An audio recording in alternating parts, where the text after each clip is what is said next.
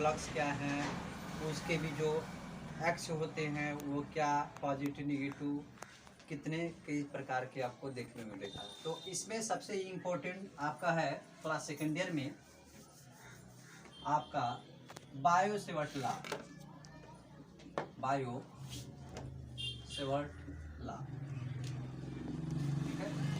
मैंने तो मत जाइएगा, आप कॉन्सेप्ट को समझिएगा। बायो सेवर्ट लॉ इस बात को फोकस करता है कि जो उसके कॉन्सेप्ट होते हैं, लेंथ का होते हैं, डिस्टेंस का होते हैं, एंगल जो होता है, ठीक है। तो इनके जो बनने वाले पार्ट होते हैं, ऐसे सपोज कीजिए ऐसे निकाला, इसकी कुछ लेंथ होगा, यहाँ पे एंगल हो गया थीटा, लेंथ हो गया यल। अब यहाँ पे लेंथ यदि यल है, इस यल के साथ जो इस पर एंगल हमारा निर्धारित है थीटा, थीटा के साथ हमारा क्या है आई, करंट है, करंट है। अब यहाँ पे ये देखना है करंट के साथ से जो डिस्टेंस होगी, दूरी होगी, वह किस पर डिपेंड करेगा, मैग्नेटिक जो हमारे फील्ड है वो बी पर किस प्रकार डिपेंड करते हैं, ये चीजें इसमें जानना आवश्यक है। तो यहाँ पे सबसे पहले देखना है bio Savart law. Bio Savart law इस प्रकार ये बात बताता है कि उसमें ये कहा जाता है कि जो मैग्नेटिक फील्ड होती है यानी चुंबकीय फ्लक्स, ठीक है, धारा के अनुक्रमानुपाती, चुंबकीय फ्लक्स धारा के अनुक्रमानुपाती, दूरी के वर्ग के व्युत्क्रमानुपाती, उसके कोण के अनुक्रमानुपाती, लंबाई के अनुक्रमानुपाती होती है।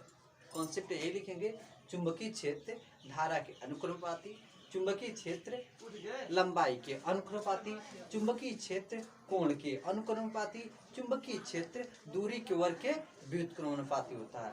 तो ऐसे सेंस में यहाँ पे लिखेंगे हम, डेल्टा बी लगा देते हैं। Delta B is the directly proportional of the I, यानी magnetic field is the directly proportional of the आई।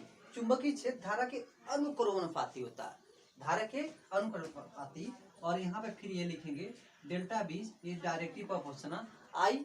उसके बाद यहाँ पे देखते हैं लेंथ जो होता है ना, ये लेंथ, इस लेंथ को मिनिमम कहा जा रहा है कि भाई कुछ ना कुछ समथिंग कुछ लंबाई होगा, तो वहां पर हम लिख सकते हैं, ठीक है। तो यहाँ पर हमने ले लिया delta B is the directly proportional the delta I, चाहे डेल्टा कर लीजिए चाहे आप यहाँ पे डी में कन्वर्ट कर दीजिए, तो आपके ऊपर डिपेंड करता है। क्वेश्चन नंबर आपका 2 हो गया। दूसरा कॉन्सेप्ट हो गया आई डेल एल साइन, ठीक है। अब देखिए आई डेल एल, अब यहाँ पे कर तुरंत साइन थीटा, यहाँ की जो बनने वाली एंगल हमारी होगी वो क्या होगा, मैक्सिमम जो हमारा ये थीटा उठेगा, ये किस पे उठेगा, साइन थीटा पे उठेगा, because sine theta equal to, आप जानते ही हैं फॉर्मूला, ठीक है। तो यहाँ पे लिख देंगे delta B is the directly proportional of the sine theta, is equation number 3, ठीक है। फिर नेक्स्ट में हमारा आता है, इसके बाद जो नेक्स्ट होता है delta B is directly proportional of distance square of inversely. तो यहाँ पर हमें यह देखना रहता है दूरी के वर्ग के व्युत्क्रमानुपाती होता है। B is the directly proportional of directly inversely proportion of the distance square, अर्थात दूरी के व्युत्क्रमानुपाती होते हैं, दूरी के व्युत्क्रमानुपाती होती है। तो ऐसे सेंस में 1/r², इक्वेशन नंबर 4 हो गया। याद करने का तरीका यही है, याद क्या करना, बस माइंड में रखा लेना कि जो करंट होगा, लेंथ होगा, थीटा होगा, ये तीनों के अनुक्रमानुपाती और दूरी के वर्ग के व्युत्क्रमानुपाती, दैट मींस इनवर्सली प्रोपोर्शनल होते हैं distance of square. All of the both equation, जितना इक्वेशन है एबव में, फ्रॉम ऑल एबव इक्वेशन, सभी ऊपरी इक्वेशंस देखिए, delta B is directly proportional I del L sine theta, इसका मल्टीप्लाई करें I del L sine theta, ठीक है, I del L sine theta upon क्या जाएगा आर स्क्वायर, ठीक है, आर स्क्वायर हो गया। अब देखिए दिमाग आपको ये लगाना, delta B is directly proportional, यहाँ पर 1 से मल्टीप्लाई है ही है, ठीक है, यहाँ कुछ नहीं तो 1 से मल्टीप्लाई है, जैसे यहाँ पर 1/r² था। तो अब यहाँ पे मैंने लिखा I del L sine theta upon are square, और जैसे इसको हटाते हैं, जैसे यहाँ पर डायरेक्टली प्रोपोर्शनल में, यानी आप इसको हटाएंगे तो अर्थात ये लिख देंगे यहाँ पर delta B is equal to mu zero upon 4 pi I del L sine theta upon are square.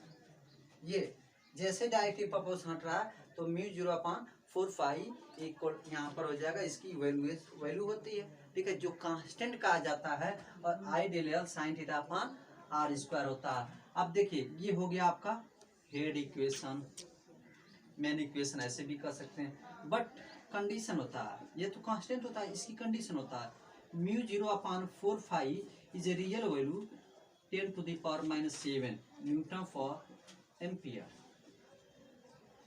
ठीक है, न्यूटन फॉर एम्पियर स्क्वायर होता है, ठीक है, इसकी यूनिट होता है। इसको वेबर में भी लेके चल लेते हैं। देखिए कहीं कहीं इस तरह देखने मिलता है, इसे यदि क्रॉस मल्टीप्लाई कर देते हैं तो mu zero equal to 4 pi into 10 to the power -7 newton for ampere square हो जाता है। ये कॉन्सेप्ट हो गया। ये मैथमेटिक्स आप कंडीशन लगाइए, यदि ये जो इक्वेशन आपका ना, अब यही इसी इक्वेशन से यदि सपोज कर लीजिए कि कहा जाए कि यहाँ पे मैक्सिमम, तो यहाँ पे थीटा है ना, एक ऐसा कंडीशन था मैंने यहाँ पर इस तरह से रखी है, आप चाहो तो रोटेट कर दो, घुमा दो, तो डिस्टेंस हमारी बदलेगी, लेंथ बदलेगा, ठीक है। तो कहीं ना कहीं जब एंगल हमारा बनेगा तो एंगल बनने के साथ साथ हमारा यहाँ पे एंगल यदि देख लिया जाए 90 डिग्री कंडीशन पे काम कर रहा है। कितने डिग्री पे? 90 डिग्री पे कंडीशन काम कर रहा है। तो डेट मीन्स यहाँ पर हम लिख सकते हैं, फिर यहाँ चाहो तो इक्वेशन बना लो, 3 5 ले लेते हैं।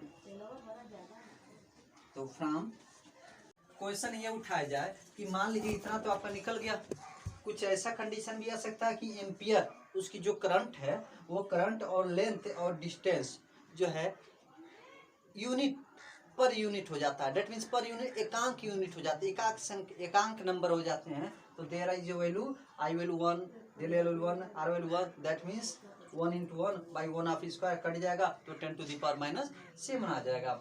अब देखिए यहाँ पे कभी कभी पूछ लेता है, क्या पूछता है कि यहाँ पे जो आपकी वैल्यू आया है ना म्यू का 4 pi into 10 to the power 7, इसकी कभी कभी डायमेंशियल पूछ लेता है। डायमेंशियल भी आपके मल्टीपल चॉइस क्वेश्चन में आने की संभावना है, ठीक है। MCQ में म्यू जीरो का 4 pi into 10 to the power आपका यह ना -7 आइए हो जाएगा आपका न्यूटन फॉर एम्पियर स्क्वायर। तो देखो 4 pi is a constant also into 10 to the power -7 is also constant, यानी दोनों कांस्टेंट है। दैट मीन्स न्यूटन, यानी यहाँ पर जाए आपका, इससे निकालते हैं आप, फिर न्यूटन फॉर एम्पियर स्क्वायर। तो यहाँ पर आप लिख सकते हैं न्यूटन को क्या लिख सकते हैं, MLT -2, यानी आपका ये फोर्स का बीमा हो गया, ठीक है। और यहाँ पे एम्पियर का क्या होता है आपका, ये होता है स्क्वायर, तो स्क्वायर लगा दीजिए। गुड। आप जैसे इसको सॉल्व करते हैं, ठीक है, तो देखिए m के पावर आपका 1 है, l के पावर 1 है, t पावर -2 है, और ये ऊपर जाए तो कितना जाए आपका, इतना हो जाएगा, -2 हो जाएगा। तो इस तरह से इसका डायमेंशन भी निकल जाता है, तुरंत आप माइंड में रखेंगे तो यार ये तो न्यूटन पर मीटर स्क्वायर होता है, इतना करेंगे तो निकल जाएगा, ठीक है। वेबर ओवर भी इसको जैसे सॉल्व करो तो वेबर में भी कन्वर्ट करके आप यूनिट ला सकते हो।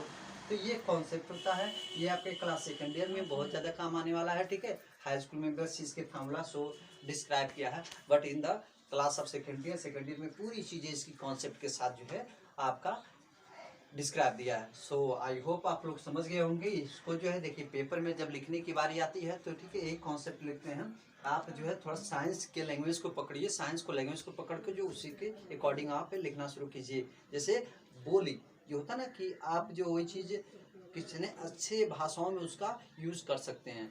तो there is the language of the only description, कि आप लैंग्वेज का डिस्क्रिप्शन किस प्रकार कर लेते हैं तो आपके लिए बेटर कॉन्सेप्ट होगा। सो आई होप आपको समझ में आएगा। वीडियो को लाइक सब्सक्राइब शेयर करना चाहिए, ठीक है। चाहे CBSE बोर्ड से लड़का हो, चाहे UP बोर्ड से लड़का हो, तो ICSE बोर्ड से, किसी भी बोर्ड से हो। देखिए पढ़ने वाले बच्चे, ठीक है, किसी भी लैंग्वेज में समझाइए, यदि वो कॉन्सेप्ट उनकी क्लियर है ना तो उनको समझने में कोई दिक्कत तो नहीं होगा। आप भले से गुजराती मराठी अदरवाइज किसी भी बेस्ट पे हो, ठीक है। क्लास में आपका प्राइमरी लैंग्वेज हो, बट इंग्लिश आपकी लैंग्वेज जो है वही कॉन्सेप्ट है, ठीक है, वही विचार है। आप जिस तरह से सॉल्व करें, there is the very good final decision. यदि आप जो है साइंस पढ़ रहे हैं तो बहुत बहुत अच्छी बातें हैं, और उसको मन से पढ़ें, उसमें अच्छी नई चीज़ें जानकारी के लिए आप प्रयत्न करें।